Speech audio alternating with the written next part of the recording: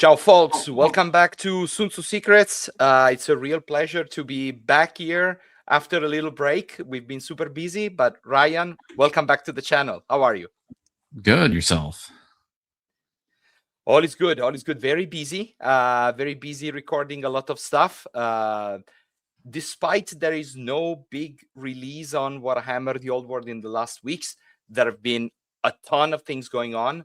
And Ryan, as we know, he has this superhero ability to be busy on like 1,000 different things. He plays, he organizes, he's part of the WTC Council. So you're doing a lot of things. So what's up? What's going on? We've had lots going on. The WTC Online is open for registration. Clash of Nations has been announced and is open for registration. The World Singles Championships is open. Warhol just got a huge update. ACO, well, Adepticon just closed out. ACO is on the cusp of coming around. We've got another teams event coming up from Green Banner. Just all sorts of stuff coming up. Yeah, that's great. I mean, I feel like I keep repeating this myself, but I feel like the old world, scene and in general just the community. I just made a video about how we can grow the community and all of that. I think it's flourishing, it's brewing. There's a lot of interest, there's a lot of things happening internationally and nationally. So I think it's awesome. By the way, is there WTC singles as well, which is on the Thursday in September, right? There is, I believe it's the Wednesday and Thursday for a 5-round singles. Yep, the World Singles Championships. Wow. So it's gonna be like a full week, because then this year WTC it's gonna be 3 days, right? For teams. Correct. 3 days, 2 matches per day. Fantastic. So plenty of time to play those 6 rounds in full. So good. So Ryan, we were saying like lots of news, lots of updates, lots of things coming up. So what do we want to share today? Warhol is being revamped. Yeah, I think we take a look at Warhol right away because there's been a lot of changes. It is not the same client as it was. It has definitely seen a big facelift recently. Good. And I mean, one of the things that amazes me when I see you play, Ryan, is the speed of your play, which is impressive to me, because I feel like I'm super slow. But every time there's a change, it might affect also our friends out there playing on Warhol every day. So let's have a look. First of all, it looks like we are on the beach, which I like. I miss this is one of the DLC pack maps. We're doing it just because this map before the update did have issues. You couldn't do drag selection. We can do drag selection finally. They did fix that on the newest map pack that they released. That's nice. Going in, we now have the same basic functionalities, but a couple new functionalities have been added. They have given us extra lines where we can do things, where we can actually now show the quadrants for domination, where we couldn't do that anymore. We can do additional outlines. We can do radiuses for the center circles, so that way you can actually see that strategic locations radius that we didn't see before. We also have a 9-inch circle that actually, I believe, is the strategic, not the strategic, but the special feature. That's on how the size. Yeah, based on the size. It also now gives you a quick toggle for radius and reform up in the top. It's kind of buggy. Sometimes it works, sometimes it doesn't. Haven't really played around with it much because all the other functionality is still there. What we do see is a very, very different bottom left UI than there was. The dice rolling and the chat window used to always be open down in this corner. It is gone and has been replaced with this, which you can now sticky open. You can close it if you want it out of the way.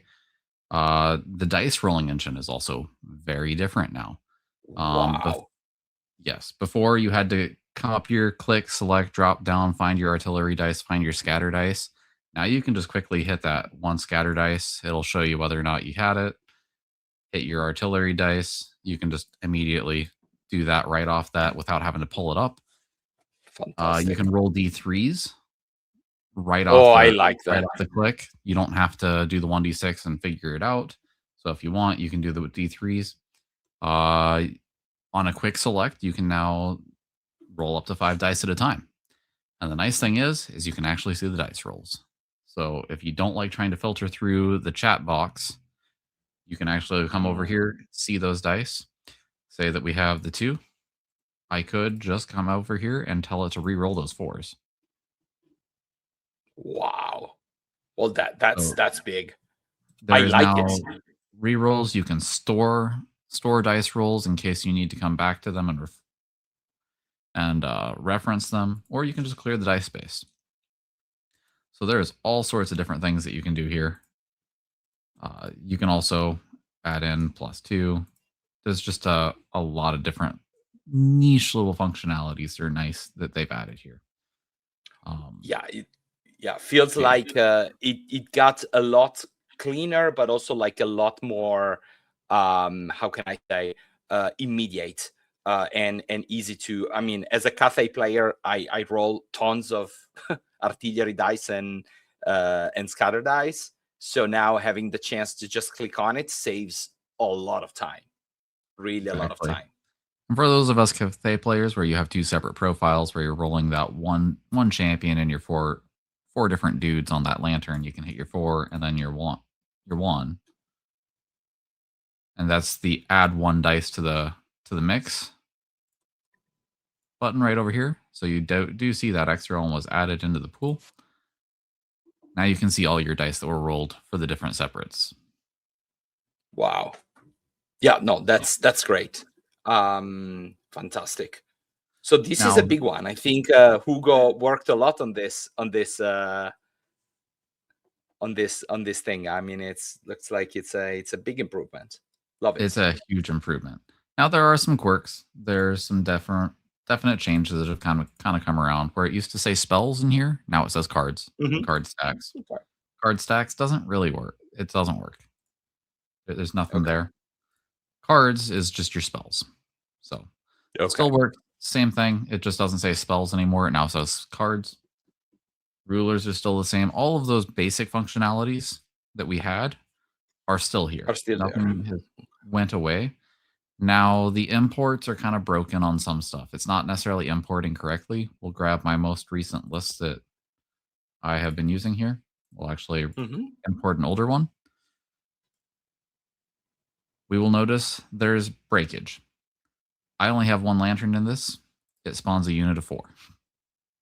Okay. So something is parsing incorrectly. It's trying to parse for the 4 lantern gunners, and it's generating 4 lanterns off of it. So Cathay players, be Okay. aware You will have that to delete. Yeah. you're gonna have some deleting and some extra housework on the front side. The unit tabs have changed significantly, as you can see here. Ooh. Yeah, that's new. Yeah.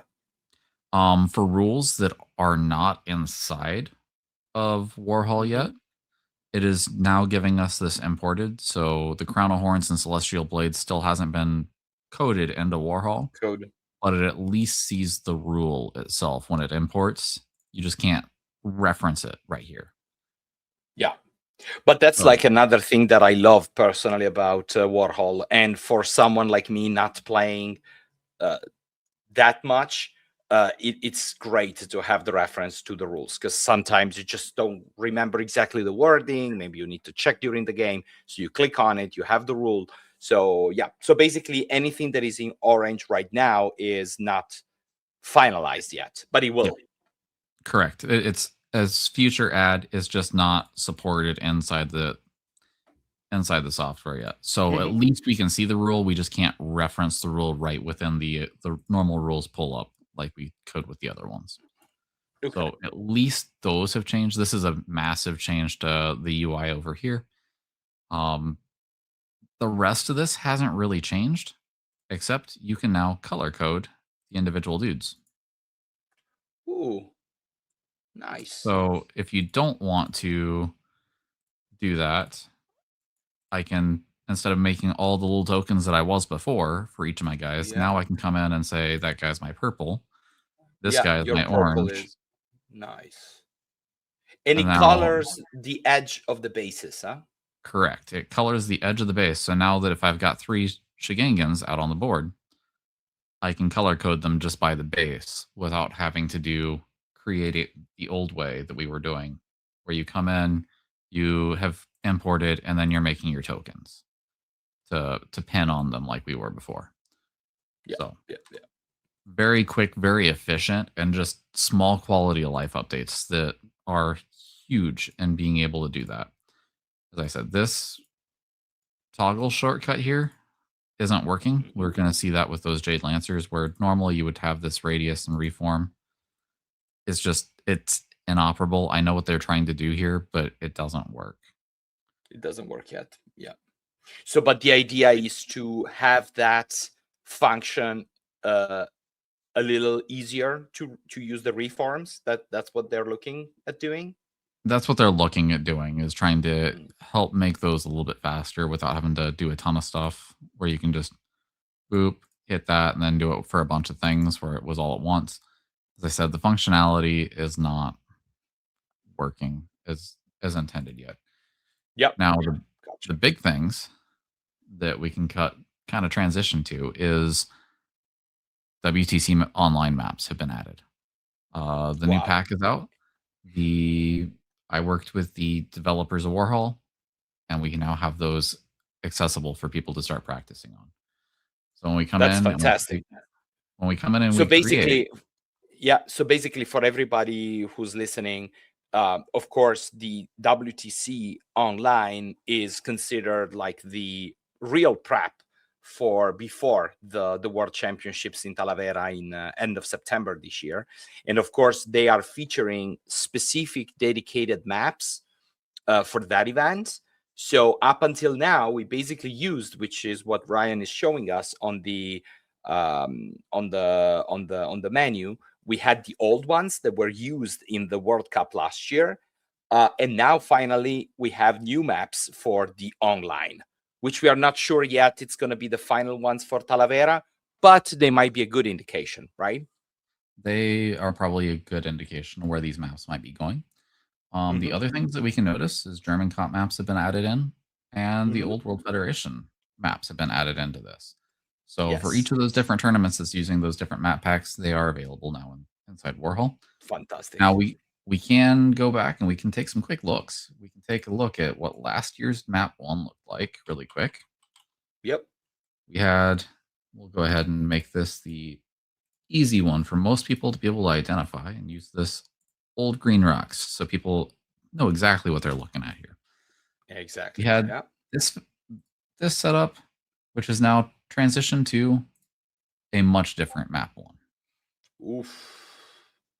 Wow. So we have a hill in in the centerish, then ruins, another impassable field, ruins. Wow, water feature and a wood. Wow, that's pretty different. It's very different in comparison. Yeah. I'm just kind of glossing over these. Last year's map Yeah. 2 was this. A lot Mhm. of us are very familiar with seeing this setup. This Yep. year's map 2, Oh vastly God. different. Vastly Oh yeah. different. Vastly. Yes. Agree. Yeah. Hmm. We'll just keep moving on through. We got map 3, the map 3 comparison here. Yep. Last year's map 3, we had a big old This is gap on it. this side of the field. Yep. Everything was kind of crunched over this way. Mm-hmm. This year's map 3, much more evenly spread across the field. Yeah. Yeah. Yeah. Totally. So while we scrolled through the different maps, what do you think, Ryan? Because I've always thought that uh, knowing the maps in advance heavily impacts the players or the team's choices for the list as well. Because if you have like a very busy battlefield, there are certain selection of units that might be more advantageous as opposed to a table that has very little elements on my favor other choices. Do you see these maps? Do you think that these maps will impact the army list and how people will list? I feel like these ones will. As we go through, we're going to notice that there is very dense terrain on a lot of these. Map 2 has a couple low linears. We're kind of used to seeing those in some of these WTC maps, but we also have cover being added, and then we have some breaking up. WT2 isn't so big. Number 1 was really big on a ton of cover and a ton of things that are going to allow blitzing armies to cross the field into those gun lines a little bit easier with a bunch of different cover options to help them get across that field. 3, we're still kind of a little more sparsely populated, but there is big cover in the center here. This ruin does offer cover. So there is broken up sight lines across all these. There's still those couple low linears. So if you have an army that needs to be able to bounce those monsters or whatever multi attackers, this side's not necessarily a bad pick. You've got your abilities to get that low linear and help yourself out. Map 4, we've got mid-table low linears. We don't have as much cover. A gun line probably does really well on this map. There's not a ton of ways for, especially if Yeah, you get stuck with this side, you exactly. I have a was about to say. lot of real estate to cover before a gun line you can reach that gun line. So Yeah. this map might be something that you're aiming to try and hit with a gun line. Map 5, once again, we have cover options, a little bit more broken sight lines, but still a couple of low linears. It's kind of a theme across a lot of these maps. Map 6, once again, we have kind of Hmm, more spread, still the low linears, yeah. less This one's broken up. also good for shooting. I mean, there's the wood in the middle that creates a bit of an issue, but like for cannons, for example, it's a good It map, I think. it depends on the deployment, I guess. I mean, you could Mhm. have drawn battle lines where you could end up Ah, back in their side and just kind of camp totally. into there, force someone Yeah, to come into you with their guns. Map yeah. 7, this one probably is a gun line's dream. There is Ah, just yeah. nothing out in the center. Yes. You're Yes, blitzing. totally. And Ryan, do you know? So you're familiar with, of course, the WTC and the teams tournaments. We're going to talk about that when we talk about Atlantic City Open. Do you know when you pair like the different list? Do you already know which list you're pairing will play on which table, You right? do Or the not. tables you do not? You do not. That is a random roll off at the end of the Wow. pairings where any of those 8 could be the one that you end up on. Okay, so that changes. Okay, I thought you knew the map when you were making the pairings. Okay, so that's interesting. Adds a little bit of uncertainty to the It whole it process. definitely adds some serious uncertainty, especially on a couple of those maps where you might have a list that's really good at blitzing that gun line if there's cover in between, Hmm. but you catch one of those wide open maps in the middle, It's different. it's a very, very different matchup. Now you're playing into a much different potential skew. But Yeah. outside of that, we've now reviewed all 8 of these maps. There are some big changes. I would encourage people to come in here if you want. All the maps are easily able to be accessed. As you can see right here, they're wide open Mhm. for everyone to use, start practicing on, and just start getting those reps. Yeah, and put in the comments whatever you think about these new maps, your feelings about it, if you play them, anything, and don't forget to subscribe. So hit that subscribe button down below. So great, new ways of enjoying Warhol, as it seems. So, and I think Ryan, since we are on the topic of the WTC online, we know that the council just released the player packet for that. And do you mind if we go through it and you can tell us, what you think? I Absolutely. know you are involved in that process, so no one better than you can walk us through. I think I'm already on the part that we no, actually it's the wrong one. Share this tab instead. Too many things open. There we go. Let me make it a little bit bigger. Yeah, okay, I think this is cool. So, actually, no, maybe a little bit less. So I Actually, think you probably should scroll up just a touch. There's an important piece there. oh yeah. Oh, the base size. That's what you want to see? Yep. Yep, Okay. absolutely. So um so basically there are certain models that basically don't have a proper basis. So they kind of clear the doubts on what is what. Yes. It was voted in by the captains that we would be using last year's base sizes for this year's WTC again. So as we see in there, Anvil of Doom users, just make sure you got a 60 by 60 base. Caskets are on 100 by 100. Dreadquakes It's are on that 100 by it's big. 60. It's The big. It's casket, real big. yeah. That's lantern Now size. it's the lantern size. Well, that's yeah. I mean, and you know how much in love I am with caskets, but if I would have to list now, it's certainly something you keep into consideration, right? Absolutely. When you list, because I mean, bigger bases means a lot of things: skirmishers, cannons, a lot of things that can impact the way that choice will actually do on the battlefield. It Interesting. also it also heavily changes the distances that thing's going to be able to throw those magic missiles. It changes your deployment because it is now on 100 by 100. I think realistically, it's only like a 50 millimeter circle actual Yeah, model, yeah, but now you're putting it on 100 by 100 and almost doubling its size. So it actually gets almost a free couple inches of of range range. just by putting it on that base. Yeah, totally.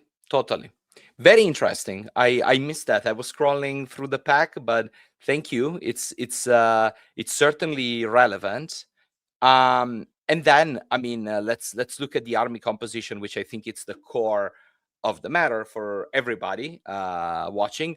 I think this gives us also a good indication on what's going to be the future player packet for the in-person World Cup in Talavera at the end of September. So basically, we're looking at a 2,000 points army, which is not changing. Of course, legacies are allowed. No renegades, which is a hot topic right now, as we could witness. It was a We're not going to talk. very tight vote, in fact, for this packet. On the renegades or in general on the packet. And on the renegades and the packet, it was a very tight vote. Wow. So yeah, and I mean, we know that the renegade packets, it's changing because Val is I think today they released the Ogre Kingdom book. So I think that will also change the captain votes. So you're voting right now on the Renegade 1.0, let's say. Got it. So we'll see. We'll see what happens with the in-person. Max 25% on 2,000 points on single character or unit, so 500 in total. The army below, okay, of course, it's like still 2,000 points. Sorry, you can, even if you're below 2,000 points, you can still include up to 2 of the 0-1, of course. And I was reading this one, which made me think earlier. I was like, what if you're gonna make a difference of like one victory point because of the unspent points? That made me think, right? Because maybe it's like 3 points. Your list is 1,997. You give those 3 points, and maybe you lose by 1 point. That can change, because in teams, we said that multiple times, right? Everything counts, everything can change. Everything matters. Everything matters, correct. No allied, yes to the mercenaries. And 0-2 level 3 and 0-1 level 4. Named characters are excluded from this, but named characters are completely allowed in the event. So we can play with our nice Meow Ying, or Meow Meow as we call her. Unit category limits. This is important. I think that's what will dictate the army list build. So 0-3 to character, 0.4 to core, 0.3 to special, and 0.2 to rare. Ryan, what do you think about this, and what are the nuances on this comp? So this is really just the Grand Army, well, not Grand Army, but the Grand Melee plus combined arms that we're seeing right now so far. So we're going to see a lot of the same lists that we would normally see out of those Grand Army uh, plus, yeah, Grand Melee plus combined arms lists. So it's not really impacting too much. We're going to see a lot of that list diversity. It's going to be later on in this pack that we're going to start seeing the things that actually start impacting how people are going to be building. Mm-hmm. Yeah. So exceptions, I mean, of course, if a unit may be selected as 0-1, that does not override the primary classification. It's right above that. That's the important stuff. Sorry. Oh, sorry. What is that? Oh, well, this. If a unit entry is restricted to a fewer than 3 instances, 0-1, 0-2, then the stricter limited applies. Okay. And if the same unit entry appears across multiple categories, or special and rare, all instances come towards the most restrictive. So if you can buy it in 2 different based on what you select, then you will still apply the strict tier. Yep, we'll use Wood Elves for example because they're one of those easy ones to start picking on. They would normally get their 3 Deepwood Scouts in the special units, and then they would get the extra 2 up here and the core. Now with this, they would only get the 3. You don't get the extras in core because it would count towards this entry right here. I see. Yeah. Yeah. Okay. So, so yes. Yeah, that can change. That's an important piece.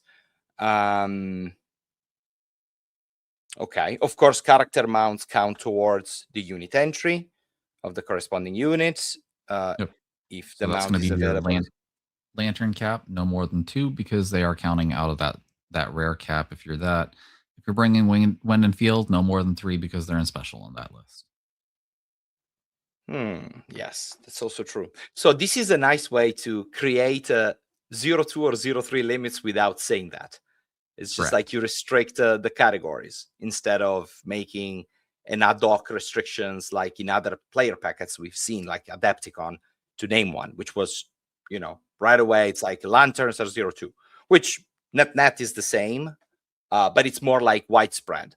That works for potentially every army of infamy or every grand army that is impacted. Okay, so if an army book or arcane journal imposes stricter composition, the stricter rule applies. Looks like they are going for the route of like whatever is the strictest limit, apply that, and we give like a peace of mind. Good, interesting.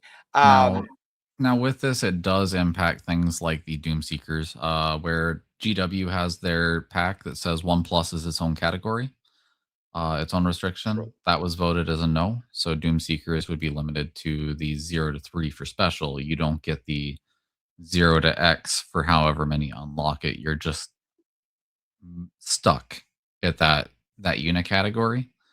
Right. So, okay. So even for example, on the new Cathay peasants, like it's 1+, so you cannot field like 10 units of 10, just making up. Nope, you would be stuck at the 4. At the core units. Yeah, stuck to the 4. Okay.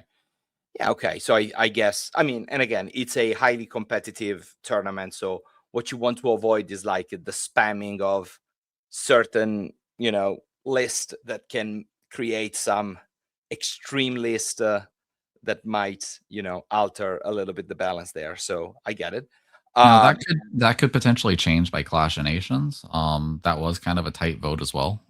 There was a bunch of countries that did want to see more adherence to the Games Workshop, so that 1+ was a restriction, or you could bring those 20 Doomseekers or whatever those weird lists were that have the restrictions. Where if you're buying the things for the unlocks, you want the unlocks.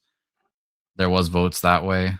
It just happened that for the online, the votes went the way of this, where it was a little bit more restricted. Got it. Got it. Interesting. Again, the player packet is a living creature, so it evolves at every single release. So we will see what happens for the in person, and then for the core rule modification, I think there's only this one, which is basically restricting or giving rules for how far you can move.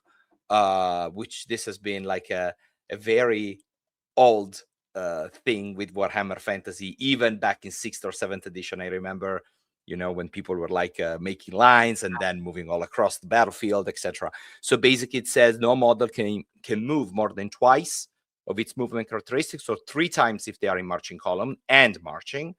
For models in rear ranks, only the final position of the model is used to check the distance limit, not the path it takes to get there, which is another thing. It's like initial, final position. But then it also states that some types of free movement or special maneuvers may be exempt, but the restriction on the total movement distance always applies. Yes. So, and probably I think they're referring to, say, open orders, free pivot, all those are things. Huh? Yeah, those are the pivots are usually fine because they're a free maneuver. What they're mostly looking at limiting with this is the going into a marching column and then swinging heavily with the backside, because you can ignore other units, you can ignore all the things. So especially with units like undead, where they can do that swing, and then in the reserve move they can do a turn maneuver, and all of a sudden they're looking at someone's flank. Oja, right. There's also that. Yeah. So the combination of like 2 special rules sometimes creates monsters, real monsters on the battlefield. That's a great point. Yeah. Okay, cool. Anything else on the player packet, Ryan, that you would like to? There's only one more, and it's not necessarily it's kind of hidden down a little bit. I'm looking for it. I believe it's down in scoring. Okay, I'll try to get that. Finishing mission packs. I think you just went right past it. Oh, sorry. Actions. Good. Good. Yep, it's in the mission pack general and victory. Oh, so you here have one scoring adjustment. I'll highlight it here really quick. Right, this guy. Yeah. So the Green Knight on his first death will give up 50% of his points, and at the end of the game, if he is not on the board, he'll give up his full points. So this was voted in universally pretty heavily by the captains. A lot of them did not like the fact that the Green Knight, if you kill him once and he comes back, you don't get anything for him. This was kind of the captain's vote that went to, let's not punish people. Let's at least, if you do kill him at least once, you're going to get some points out of him. It does impact the game state. He's not a complete denial piece. He still denies 50% of his points most of the time, but he is going to give up some points. You can't just be completely brash with him. Yeah, totally. And I see there's no limitation to the fact that he can charge the turn that he gets out, which is sometimes we're seeing it in the US mainly, but also in other comps. So this time he can come out and charge if he wishes. Okay, cool. Very, very, very interesting things. So what can I say? Let's see how this tournament will look like. It appears it's going to be a very nice event. I think there are already 10 or 11 teams that signed up. And there's a chance that also for US there will be 2 teams, but we are not sure yet. But looks like it's going to be probably around 100 people this time, the online. Yeah, it's going to be big. I know that the US is planning on fielding 2, so we're probably looking at 13 teams right now when they submit their 2, potentially more. I think that there's still a few teams that have not submitted their dockets yet. More than 100 folks, which is pretty impressive. So looking forward to it. Of course, we will give coverage probably after every round. Ryan and I, we still have to figure out, because it's going to be a very busy moment with all those games going on. but we'll do our best to share what we see on the battlefield, and keep you folks posted on how everything will evolve. Now that said, as we mentioned at the beginning, WTC Online, it's not the only thing that is coming up soon. There's also a big event that I'm like absolutely thrilled to talk about, but we will probably have a podcast show dedicated to it, because I'm trying to organize the dates. It's not easy, which is the Atlantic City Open, which is I hope it's going to be one of the biggest teams tournaments in the States. It's a 5-man team tournament, sponsored and organized by Frontline Gaming, together with a local tournament organizer in the New York area, a dear friend of ours, fantastic guy. We will try to have Jake from Frontline Gaming on the show in the coming days. We'll see if we can make that happen. But Ryan, you will be going, right? Can we say that? Can we? Yeah. I will be going, and I've got a team that I'll be going with. So I'm looking forward to it. It's Ryan. That's not a team. That's a how can I? That's a killing machine. So yeah, it does have quite a few very, very strong players put together in one group. So yes, it's an amazing team of amazing players. So we will see how the tournament will go. But before we go there and we see like how the results going to be, let's look at how you guys will be limited in creating the list, because there's also some interesting things here. Army size, first of all, is 2,250 points, which is a very different format than we see. 0-3 character per category, which means I think it's the Shugengan Lord and the Shugengan General, 2 different entries. Okay, yeah, 2 different entries, but they count as the same thing for this. Okay. Oh, so still is okay. 0-4 core, 0-3 special, 0-2 rare, and mercenary. So it looks like similar to what we just seen. The big difference there is the big difference is that the WTC Online, those Shugengan Generals and the Shugengan Lords count differently. This one, they're counting the same, so you're limited to 3 Longmas on the field. 3 total. So you can choose the mix, but it's going to be just 3 of them. And then looks like it's 0-1 level 3 per 1,000 points and 0-1 level 4 wizard. It's worded differently, but it follows pretty much the same thing. So again, 2 level 3 wizard and 1 level 4 wizard. No allies. Oh, this is the thing. 0-4 units with the fly special rule. That one has left me in a weird spot with list building, but no spoilers.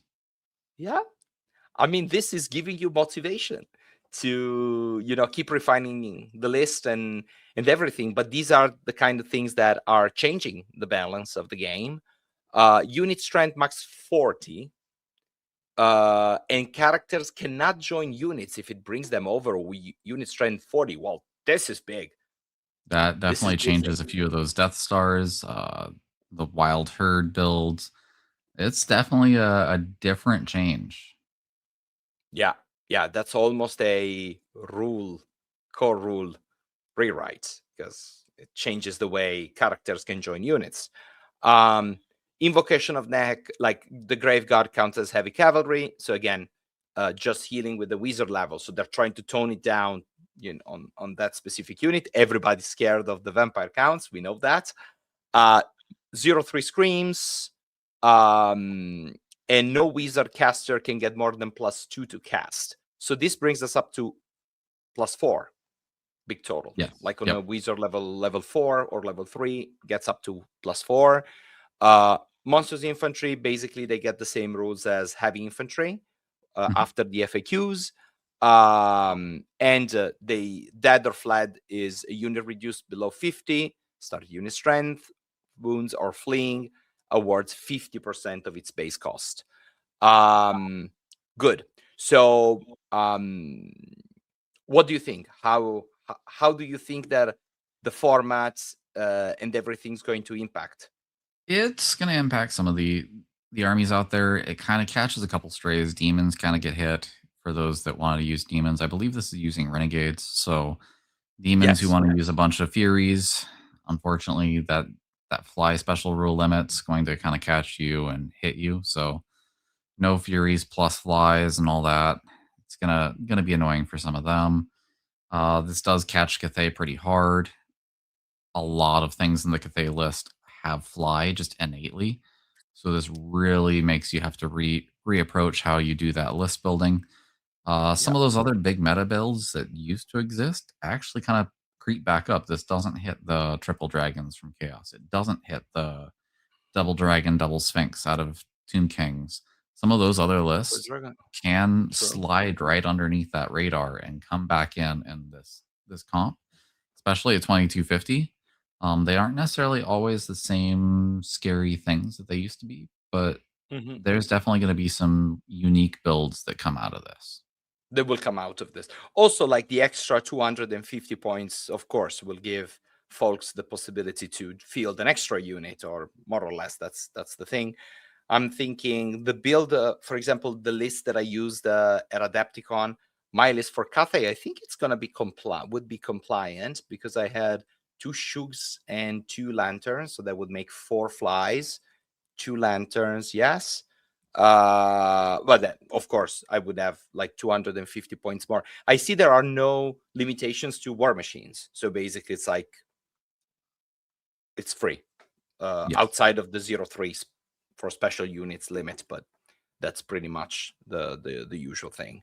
So we will see. We will see. It's going to be held in Atlantic City, as we said, in June. So I'll post the link down below in the description. So if you guys have a team of friends and you wanted to go check out, as I say multiple times, there's nothing more fun than doing team events. Sometimes it's a little bit stressful because it's sometimes you feel like the pressure is on everybody and you want to do well, but it's also and foremost a ton of fun. So if you are unsure, you are at like playing on the fence and you're not sure, you miss a couple of guys to make a team, don't hesitate to reach out. I will put all the contacts for Simon, who's the tournament organizer for this. Please reach out. We have a lot of room, so we can go up to many more teams. Frontline Gaming has been amazing, offering us a lot of tables to do that. So if there's an interest, just send us a message and we'll see. Awesome. That sounds great. So a very, very, very packed calendar, Ryan, that is coming up. Very So packed. yeah. And if I may add, the only one thing that I'm seeing, I feel like all these comps packets are kind of like stabilized right now. And also the meta game, it's not shifting right now massively. We know there are always new lists that can come up, but we've seen some list consistently there. There's one factor that no one is taking into consideration now. It's what's going to happen in June if GW will make another big round of FAQs, maybe do changes, heavy changes to the meta game. That's the only thing that I can see that will disrupt more than it's right now. What do you think? I'm curious. I know there's probably some things on the line, maybe some clarifications on specific magic items might be coming through. Uh, the big things that we might start seeing is some more adjustments to things like Beastmen or some of those other problem factions. We might start seeing some point adjustments come up here and there, depending on what GW is actually willing to do. And they might kind of let this one slide all the way down to second edition and then make the big sweeping changes once that drops. We're not quite sure how that's gonna head, but there's nothing here right now that's out in the major meta or even really the massive rule set that is really breaking or causing a lot of heartburn right now. Most of the things are solved. Most of the things are actually running Excellent. pretty well. The game's in a fairly good state. The things that we would like to see probably is actually some relaxation on some of the comp and some of the events.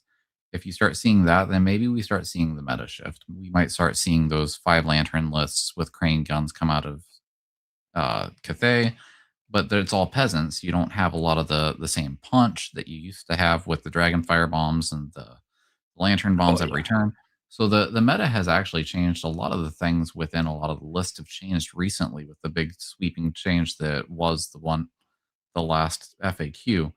We just haven't seen a relaxed comp to be able to start seeing how those things actually impact the game state. Impact. Right now we're kind Yeah. of setting in that comp world of grand melee plus combined arms and then keeping to those stricter category limits or mounts mounts counting towards unit limits, which has kind of stagnated the meta as it is right now. Yeah, yeah, which is we like I feel it's a cycle, right? So a new comp comes out, new lists are coming out, then the community or the different organism within the community reacts to that. So we slightly change this, we adjust that, so the list changes again. But yes, certainly the big shift that we saw last year in summer, that was probably a once in a lifetime for this edition of the old world. Now there are speculations whether this game will get soon a new edition or not. Are we on a 3-year cycle? Who knows? We might. I would bet we are, but I don't know. Meanwhile we are hearing a lot of things that are changing in Age of Sigmar, potentially in 5th edition, which some folks may say, why are you talking about this? Well, why would we care? We might care because if they change the lore, things can change also for the old world, because maybe people will disappear in one world and come back to the other one. Who knows? So there are a lot of things that can happen in 2nd edition, and yes, so great. So guys, keep listing, keep playing. Most importantly, check out team events. Have a look at the links that we're going to post in the description. Go on Best Coast Pairings. Have a look at that. Check out the website and have a look at the comps. And put the comments. Ryan and I will gladly answer to those. And Ryan, thank you so much, as usual, for your time and your insight. Always a pleasure. Yes, and we're gonna see you soon, and keep playing. Ciao, guys.